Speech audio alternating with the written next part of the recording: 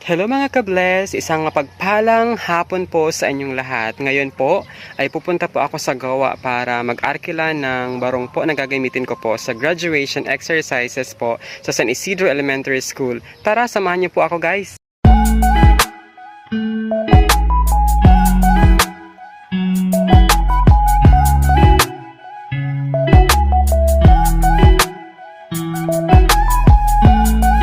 Dala na po ako dito sa tricycle here in Tuminawag, San Jose, Camarines Sur. Going Goa, Camarines Sur na po ako guys.